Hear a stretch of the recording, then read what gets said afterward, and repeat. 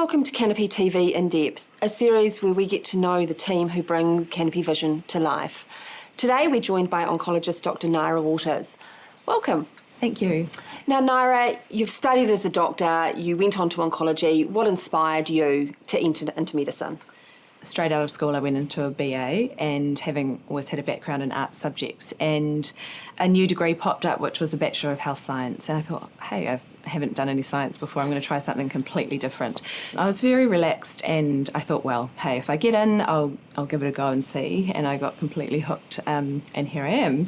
The question about oncology, I was really struck by the care and compassion that the consultants had when dealing with their patients. And I thought, wow, what an amazing group of people who are so knowledgeable, but who also seem to have balanced lives outside of this specialty. And that's how it started.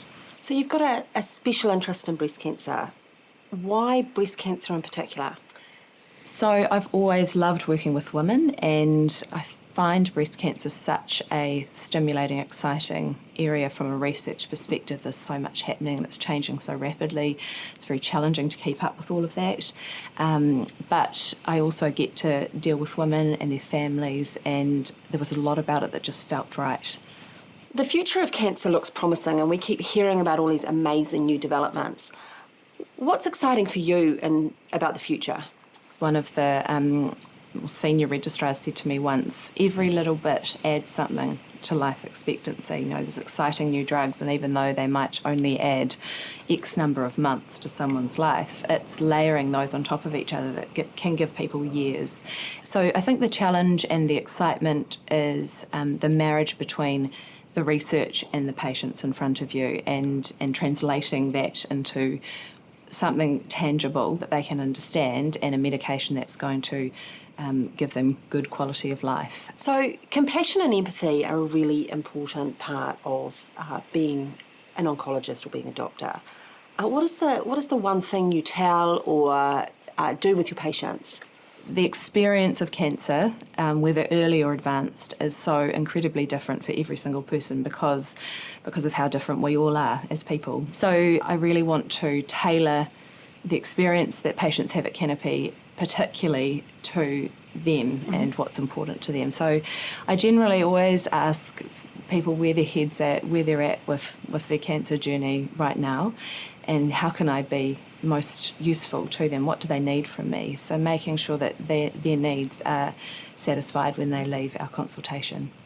Cancer is a nasty disease, and it can affect, people pretty hard, people and their families. How do you keep going? What are some of the challenges, I suppose, that you face as an oncologist to those patients? So I think you do learn as you go on as a consultant that you do need to leave work at work, and you do need to give something back to your family when you come home. There is always sad moments, and patients you've looked after for years who have advanced breast cancer who you lose. That's really hard, and I don't think that ever gets easier. But being able to go on that journey with those patients is incredibly privileged, and I just feel so honoured to be a part of that intimate experience and share that patient's life with them and the greater family.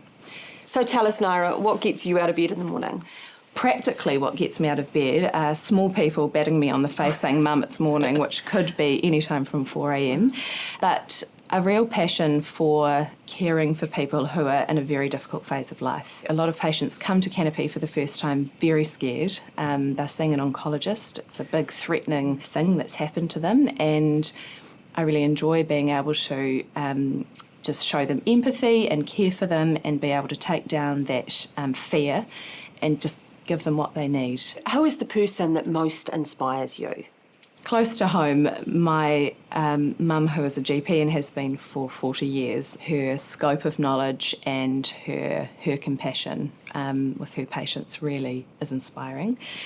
My grandmother was an absolute education stalwart, so she was born in the 1920s, one of the first women to ever get a master's degree, and she was the Dean of North Shore Teachers College. She was quite formidable, strong focus on education, but she was an incredible presence and very principled and disciplined. Naera, thank you so much for joining us today. It was really good to get to know you a little better.